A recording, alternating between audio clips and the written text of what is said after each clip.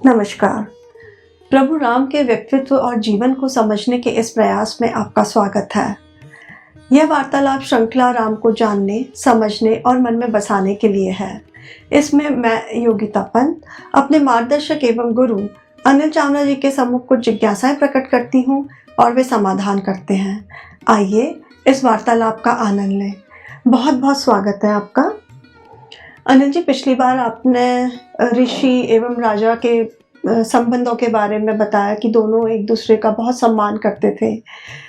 आज के समय में इसकी क्या प्रासंगिकता है? बहुत अच्छा प्रश्न पूछा योगिता तुमने। कुछ लोगों को लगता है कि आज के संदर्भों में ऋषि और राजा की कोई प्रासंगिकता नहीं है। ऐसा नहीं है। ऋषि अर्थात ऐसा हर व्यक्ति जो कि ज्ञान के संवर्धन में, ज्ञान के उपयोग में, ज्ञान के विकास में जुटा हो। और राजा वो हर व्यक्ति है जो कि चीज़ों को क्रियान्वित कर रहा हो, आगे बढ़ा रहा हो। जी। जैसे एक उदाहरण दें कि एक उद्यमी है, एंटरप्रेन्योर है, बिजनेसमैन है, कॉरपोरेट वर्ल्ड का एमडी है, चेयरमैन है। जी। और उसका एक कंसल्टेंट है। जी। कंसल्टेंट हो सकता है उतना अमीर ना हो जितना कि बिजनेसमैन है। जी। लेकिन कंसल्टेंट की सलाह से या एंटरप्रेन्योर या बिजनेसमैन चलता है। जी। दोनों एक दूसरे का सम्मान करते हैं। जी। तो व्यवसाय ठीक चलता है, दोनों का काम ठीक चलता है, सब सही दिशा पकड़ता है। ये मैंने उदाहरण दिया व्यापार जगत से। जी। इंजीनियरिंग में ले लीजिए, एक डैम बनना है, उसको बनाने के लिए जो पूरी टीम लगी है, जिसमें कि इंजीनियर्स हैं, मजदूर हैं, बहुत सारा इक्विपमेंट है, सब कुछ है, जिसमें हो सकता है 1000 आदमी काम कर रहे हो। जी। उनका जो हेड है, मान लीजिए वो चीफ इंजीनियर है। जी। और दूसरी ओर डिज़ाइन करने वाला एक टीम है जिसमें कुल मिला के 10 लोग हैं जो कि डिज़ाइन करते हैं, ड्राइंग बनाते हैं। जी। उस ड्राइंग के आधार पे वो पुल है या डैम है बनता है। जी। अब जो डिज़ाइन करने वाला हेड है और ये जो चीफ इंजीनियर जो इन 1000 लोगों का नेता है, अगर दोनों एक दूसरे का सम्मान नहीं करेंगे, एक दूसरे की बात नहीं मानेंगे, जी। तो वो डैम या पुल नहीं बन सकता। जी। उसमें दिक्कतें आ जाएंगी। अपन राजनीति से उदाहरण लें। राजनीति में अच्छे राजनेता वो होते हैं जो कि ऐसे लोगों का सम्मान करते हैं, अपने साथ जोड़ते हैं, जो कि कुछ बुद्धि के विकास से, ज्ञान के विकास से, आज टेक्नोलॉजी से कुछ नया ला सके। जी। उदाहरण देता हूँ, मैं किसी पार्टी के संदर्भ में नहीं दे रहा। जैसे कई वर्ष पूर्व हमारे देश के प्रधानमंत्री राजीव गांधी जी सैम पिट्रोडा जी को लाए, जिन्होंने इस देश में टेलीकॉम के क्षेत्र में क्रांति लाई। जी। तो सैम पिट्रोडा ऋषि की भूमिका में थे और राजीव गांधी राजा की भूमिका में थे। दोनों ने एक दूसरे का सम्मान किया, दोनों ने एक दूसरे को सहायता की, दोनों ने एक दूसरे के पूरक बन के काम किया, जिससे इस देश का विकास हुआ। जी। तो ऋषि और राजा हर काल में प्रासंगिक रहेंगे, संदर्भ इनका रहेगा।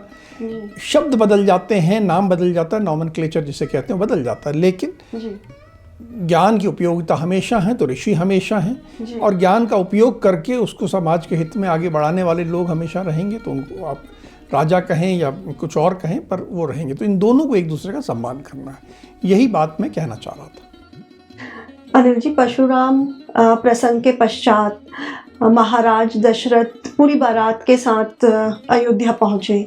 उसके बाद फिर क्या हुआ?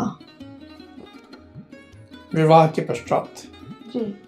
आज के काल में जब वर वधू घर पहुंचते हैं तो आनंद होता है। जी। तब भी था, सब तरफ आनंद था। जी। बहुत स्वागत हुआ। आज कल अंग्रेजी का एक एक्सप्रेशन है जो कि यूज किया जाता है, कहा जाता है हनीमून फेज ऑफ लाइफ जो कि सब आनंद लगता है, सब कुछ अच्छा लगता था। ऐसा एक समय था। जी। राम के जीवन में कष्ट, कठिनाइयां बहुत थी, पर ये एक कुछ समय था क्योंकि अति आनंद का था। उसी समय एक और हुआ कि भरत के मामा जी। युधाजित उनका नाम था, यानी कैकेय राज के पुत्र, वो भरत को लेने के लिए आए थे। जी।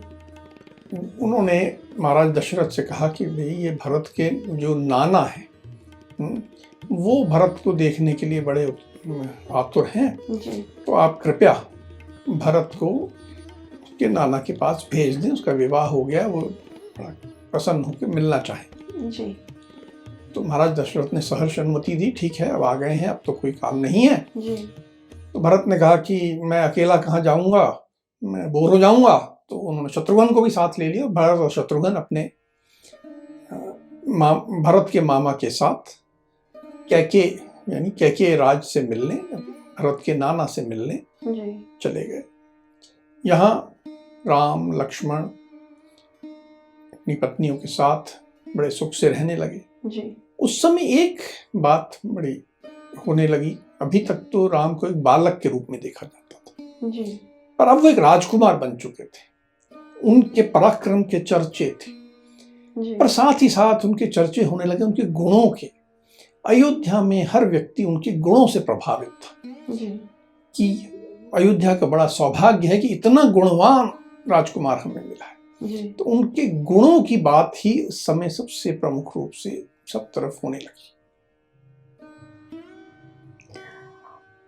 अभी आप उनके गुणों के बारे में बता रहे थे, तो उनके राम जी के गुणों में से कौन से ऐसे गुण हैं जिनको आप सदैव याद करते हैं, जिनको अपने जीवन में अपनाने का प्रयास करते हैं? देखिए, राम तो के गुणों का वर्णन करना अपने आप में एक ऐसा कार्य है जो कि अनंत चल सकता है। राम गुणों की खान थे और उनके कई गुण ऐसे हैं जिनको कि मैं समझ लूं, जान लूं, तो भी मैं उनका कुछ कर नहीं सकता, मैं अपने जीवन में नहीं अपना सकता। जैसे राम अत्यंत रूपवान थे, बहुत सुंदर थे, अत्यंत बलशाली थे, अत्यंत बलवान थे, और राम अत्यंत बुद्धिमान थे। अब मैं ना तो रूपवान बन सकता हूं, ना बलशाली बन सकता हूं, ना बुद्धिमान बन सकता हूं। मेरी बुद्धि भी छोटी है, बल भी थोड़ा है, और रूप तो है ही नहीं। तो ये तो मैं नहीं अपना सकता। लेकिन कुछ बातें हैं जो कि राम की, जो कि मैं अपना सकता हूं, जिनके बारे में मैं हमेशा सोचता हूं और कोशिश करता हूं कि मैं बहुत छोटा व्यक्ति हूं, लेकिन थोड़ा थोड़ा अपने जीवन में उतार सकूं। पहली बात ये कि राम के बारे में कहा गया कि वो किसी के दोष नहीं देखते थे। आजकल हम लोगों की प्रकृति है, जैसे ही व्यक्ति हमारे सम्मुख आता है हम पहले उसके दोष देखते हैं। यहां तक कि हम उसको मन में जो हमारे संबोधन है वो भी उसी रूप से कर लेते हैं कि वो तोंदू आया था, वो मोटा आया था, वो कल्लू आया था, वो पतलू आया था, या अगर उसके कपड़े मैले कुचले हो तो हम उसके मैले कुचले कपड़ों को देखते हैं। यानी कहीं ना कहीं से हम दोष देखने में ही हमारा सारा ध्यान चला जाता है। हर व्यक्ति जो मनुष्य योनि में जन्म लेता है उसमें दोष तो होते हैं जी। कभी शारीरिक होंगे, कभी उसके कुछ व्यवहार में दोष होगा, कुछ हो, तो हमारा पहला केंद्र बिंदु दोष हो जाता है। राम के बारे में कहा गया कि वो कभी दोष नहीं देखते थे। अगर हम भी, मैं भी अपने जीवन में ये उतार सकूं तो एक बहुत बड़ी उपलब्धि होगी। दूसरी बात जी, राम के बारे में ये कहा गया कि यदि कोई उनके लिए एक छोटा सा उपकार भी कर देता जी उनके प्रति, तो वे सदा उससे याद रहते और उस उपकार से संतुष्ट हो जाते। इस बात को हम समझें। जैसे मान लीजिए मैं किसी के घर गया जी, उस व्यक्ति ने मुझे बड़े प्रेम भाव से चाय पिलाई। कई लोग होंगे उनके मन में भाव है, चाय तो पिलाई पर साथ में कुछ खिलाया नहीं उसने मुझे। और अगर उसने खिला दिया, क्या 2 बिस्किट रख दिए थे सड़े से, कुछ खास नहीं किया। और उसने मान लीजिए चाय के साथ कुछ जलपान वगैरह अच्छी व्यवस्था कर दी, हाँ ठीक है किया था, पर अगर खाना वाना खिलाता तो अच्छा था। खाना खिला दिया तो अरे यार मीठा तो था ही नहीं खाने के बाद। यानी मेरी उससे जो भी वो मेरे ऊपर उपकार कर रहा है जी मैं संतुष्ट नहीं हूं। मैं हमेशा सोचता हूँ नहीं ये तो ठीक नहीं, और कुछ हो सकता था। जी राम के बारे में ये कि अगर किसी ने उन्हें एक बेर भी खिला दिया जी तो वो उससे संतुष्ट हुए, उनके मन में कृतज्ञता का भाव जागृत हो गया कि अरे आपने मुझे बेर खिलाया, मैं बहुत इससे संतुष्ट हुआ, मुझे आनंद हुआ, आपकी कृपा है कि आपने मुझे एक बेर खिलाया। जी तो ये भाव हम अपने जीवन में ला सकें तो हमारे बहुत से दुख तो ऐसे ही समाप्त हो जाए। बिल्कुल। तीसरी बात जो राम के बारे में कही गई, तीसरा उनका गुण जी जो मैं सदा चाहता हूं कि अपने जीवन में उतार सकूं। जी राम के बारे में कहा गया कि वे कोई छोटा उपकार करता तो उसे याद रखते थे, और कोई सैकड़ों अपराध भी कर दे जी तो उसे भूल जाते थे। कितना भी बड़ा अपराध आपने राम के प्रति किया हो, जी राम तात्कालिक रूप से जो उनका कर्तव्य है, दंड देना है, आपको समझाना है, वो करेंगे। जी ये तो उनका कर्तव्य है, ऐसा नहीं कि कर्तव्य नहीं करेंगे, जी लेकिन उसके बाद उस अपराध को भूल जाए। इसका उदाहरण हमें पिछले प्रकरण में मिला था, जी जब हमने देखा कि कैसे ऋषि परशुराम जी से युद्ध किया, जी ऋषि परशुराम की गलती पे उन्हें दंडित किया, जी और जैसे वो दंड का प्रकरण समाप्त हो गया उसके बाद वो उसको भूल गए और उन्होंने ऋषि परशुराम की पूजन किया। जी इस प्रकार यदि हम कर सकें तो अपने संबंधों में कितना मिठास आ जाए। मेरे से किसी ने कुछ बुरा किया और मैं अगले दिन उसे भूल जाऊं, अगले दिन उस व्यक्ति से उतने ही प्रेम से मिलूं, तो मेरे जीवन में सदा प्रेम आएगा, कड़वाहटें खत्म हो जाएंगी। तो ये तीन गुण, किसी के दोष ना देखना, दूसरा किसी ने कोई यदि मेरे प्रति उपकार किया हो तो उसे सदा याद रखना, उससे संतुष्ट होना, और तीसरा यदि किसी ने कोई अपराध कर दिया हो तो उसे भूल जाना। ये तीन राम के ऐसे गुण हैं जिनको मैं सदा स्मरण करता हूं और सोचता हूं कि मैं कैसे इन्हें अपने जीवन में उतार सकूं। बहुत अच्छी बात बताई। अगर ये तीन हम सभी लोग अपनाएं तो हमारे जीवन में जो कह सकते हैं काफ़ी हद तक जो अशांति है हमारे मन की वो शांत हो जाएगी। मैंने सुना है कि राम जी बातचीत में बहुत निपुण थे, इस विषय में कुछ बताइए। ठीक सुना तुमने, जो भी राम से मिलके जाता वो उनका भक्त हो जाता, उनके गुणगान करने लगता। जी और राम के बारे में कहा गया कि वे बातचीत के कला में बहुत निपुण थे। तो उनमें क्या निपुणताएं थी यदि हम समझें तो हम भी हो तक सकते। जी पहली बात जो राम के बारे में कही गई कि वो प्रशांत आत्मा थे। जी प्रशांत आत्मा, पूरी तरह शांत आत्मा। कुछ लोग ऐसे होते हैं जिनके पास यदि जाएं जी तो हमें ऐसा आभास होता है कि उनके अंदर अशांति का समुद्र उछल रहा है। ये तो मैंने कुछ लोगों में देखा है। आपने देखा होगा। जी मेरा एक मित्र है, यदि आप उससे जाके बात कर रहे हो जी तो आपकी तरफ नहीं देखेगा, कभी इधर देखिए, कभी इधर देखिए, कभी ऐसे करे, कभी ऐसे करेगा, हाँ, कभी अचानक फोन पे बात करने लगेगा, कभी कुछ मैसेज देखने लगेगा। वो आपसे एक आपकी तरफ देख के बात ही नहीं कर पाता, जी वो इतना अशांत है। कई लोग आप जाएंगे उनके पास तो उनके अंदर निराशा ही निराशा भरी हुई है। आप उनके पास जाके बैठे और लगेगा कि उनकी निराशा, उनकी कुंठाओं में हम डूब जाएंगे। तो बातचीत का गुण सीखने के लिए पहले अपने अंदर में हम शांत आत्मा बने, जी ताकि कोई हमारे पास आए तो हम उसे शांति दें। जब कोई आएगा हमारे पास और उसे शांति मिलेगी जी तो उसे आनंद मिलेगा। ये भाव की बात है, जी ये कोई ये शब्द बोल दो, वो शब्द बोल दो, ऐसा नहीं। जी तो प्रशांत आत्मा पहली बात।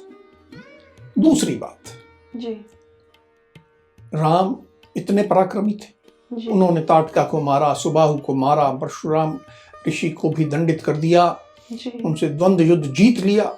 जी इतना पराक्रम, पर इस पराक्रम का कोई घमंड नहीं, कोई अभिमान नहीं। कोई भी मुझसे मिलने आता है जी।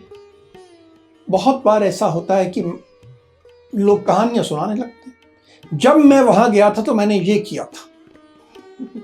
अपनी उपलब्धियों की कहानियां, अपने घमंड उनका बाहर उछल उछल आता। बातचीत यदि अच्छा करना चाहते हैं तो हमें अपने घमंड से निकलना। घमंड कई प्रकार का हो सकता है जी। उपलब्धियों का होता है। कोई बोलता है जी मैंने फला इंस्टीट्यूट से पढ़ाई करी है इसलिए तुम मेरे सामने कुछ नहीं।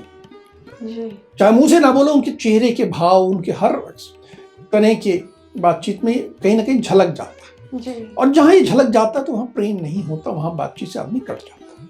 जी। राम की बातचीत के बारे में जब उनका वर्णन होता है तो कहा जाता है कि वे पूर्वभाषी, मृदुभाषी, मधुरभाषी, प्रियमवदा, जी। ये 4 शब्द प्रयोग होते हैं, जिनमें सबसे पहला शब्द बड़ा रुचि का शब्द है मेरा, पूर्वभाषी। जी। पूर्वभाषी का अर्थ है कि यदि कोई उनसे मिलता तो पहले राम उससे बात करते थे। जी। मैंने कई लोगों से ऐसे मिला हूं जो कि इसी अभिमान में रहते हैं कि वो तो मुझसे छोटा व्यक्ति है, मुझसे शिक्षा में छोटा है, पद में छोटा है, इस हिसाब से छोटा है, जी। उसने मुझे नमस्कार नहीं किया तो मैं उसे नमस्कार क्यों करूं। जी। अब राम तो अयोध्या के राजकुमार, जो कोई उनसे मिलने आए सब उनसे छोटे ही होंगे, निश्चित। लेकिन उसके बावजूद जो कोई पहले आए तो राम पहले उससे बात करते थे। जी। बात करने में आवश्यक ये नहीं है कि आप उसको नमस्कार करें या अभिवादन करें। कई बार ऐसा होता है कि कोई व्यक्ति आता है जी। और आप केवल उससे पूछते अरे तुम आ गए, तुम्हारे पिताजी के क्या हाल है, मैंने सुना उनकी तबीयत ठीक नहीं थी। जी। तो ये आप पूर्वभाषी हो, आप उसका इंतजार नहीं कर रहे कि वो आए मेरे को नमस्कार करे, मेरे पांव छुए फिर मैं बात करूं, नहीं। जी। आप उतने आतुरता दिखाते हो, इतनी तत्परता दिखाते हो, और इसके लिए आवश्यक है कि आप में घमंड ना हो, अहंकार ना हो। जी। तो ये राम का पूर्वभाषी। मृदुभाषी, मृदुभाषी का अर्थ है सौम्यता से, जी। ऐसे बोलना जिससे कि भाषा में आप मृदु हो, सौम्य हो, सॉफ्ट हो। जी। मधुरभाषी, मधुरता से बोलना, भाषा में मिठास हो, जी। शब्दों का चयन ऐसा हो कि मिठास हो। चौथी बात इसमें कही कि प्रियमवदा, जी। ऐसी बात बोलो जो कि सामने वाले को प्रिय लगे। जी। अब यदि कोई आता है, जी। जैसे तुम महिला हो जी। और कोई दूसरी महिला आती है और तुम उसको कहते कि अरे तुम्हारे कान के झुमके बड़े अच्छे लग रहे हैं, जी। ये उसको प्रिय लगने वाली बात है। जी। और उसकी जगह यदि तुम कहते हो कैसी साड़ी और ब्लाउज पहन लिया, मैचिंग नहीं है, तो ये उसको अप्रिय बात है। जी। तो बात ऐसे करिए जो कि उसको प्रिय लगने वाली। जी। हो सकता है उसी स्त्री ने जिसने कि झुमके बहुत अच्छे पहने हों, जी। उसकी साड़ी ब्लाउज बहुत खराब, जी। पर पहले जैसे बात कही राम की कि वो दोष नहीं देखते थे, जी। तो ये दोष नहीं देखना है कि साड़ी ब्लाउज मैच नहीं कर रही। जी। उसकी अच्छी बात क्या है कि उसके झुमके बड़े अच्छे लग रहे हैं, तो उसको पकड़ के प्रियम वदा, प्रिय बात करनी। जी। राम के बारे में एक और कहा गया कि वो कठोर बात का प्रत्युत्तर नहीं देते थे। यदि कोई आपसे क्रोध में बात कर दे, जी। कोई आपका अपमान कर दे, जी। कई लोगों का ऐसा मत होता है अरे मैंने उसका ईंट का जवाब पत्थर से दे दिया, उसने एक कही मैंने 4 सुनाई उसको, जी। इतना सुनाया कि वो याद रखेगा जिंदगी भर। जी। ये नहीं करना। राम का यही था कि वो कठोर बात करने वाले को भी जी। प्रियम बता, उससे भी मृदुभाषी, मधुरभाषी, प्रियम बता। राम की बातचीत के बारे में एक और बात कही गई, जी। न विरुद्ध कथा रुचि, जी। कि उनकी विरुद्ध कथा में कोई रुचि नहीं थी। ये विरुद्ध कथा क्या है? जी। आजकल अंग्रेजी के 2 शब्द इस्तेमाल होते हैं या 3 शब्द कह सकते हैं, जैसे एक कहते हैं गॉसिप, दूसरा कहते हैं बैक बाइटिंग, और तीसरा उससे भी हल्का शब्द है जिसे कहते हैं बिचिंग। बस किसी बैठ जाते हैं 2 लोग और फिर किसी तीसरे की सारी बुराइयों का पुलिंदा खोल के बैठ जाते हैं, और इसमें बड़ा रस आता है। कि उसमें ये बुराई है, उसमें ये बुराई है, उसमें ये बुराई है। जी। राम को ऐसी किसी भी व्यक्ति के विरुद्ध कोई कथा में कोई रुचि नहीं थी। हाँ, यदि आवश्यक पड़ जाए कि मुझे किसी के विरुद्ध सुनना मेरे कर्तव्य, मान लीजिए मैं न्यायाधीश हूं और मेरे सामने एक प्रकरण आया तो मुझे सुनना पड़ेगा, ये तो मेरा कर्तव्य है। राजा का, राजकुमार को एक बार सुनना पड़ता है, लेकिन रुचि के लिए नहीं, टाइम पास के लिए हम बैठ के किसी की बुराई सुने नहीं। कोई उनके पास गया और उसने किसी की बुराई प्रारंभ की तो उन्होंने कहा देखिए ये मेरी रुचि का विषय नहीं है और ना मैं अभी न्यायाधीश की भूमिका में हूं, तो कृपया ये चर्चा मेरे से ना करें। तो ना विरुद्ध कथा रुचि। अब आपने देखा कि वो घमंड भी नहीं है, प्रिय बात भी कर रहे हैं, किसी की बुराई की बात नहीं कर रहे, पर ऐसा नहीं है कि केवल वो आपके मुंह पे आपकी तारीफ करते रहेंगे, मीठा बोलते रहेंगे और आप जो कहोगे हाँ में हाँ मिलाते रहेंगे, नहीं जी। ऐसा बिल्कुल नहीं।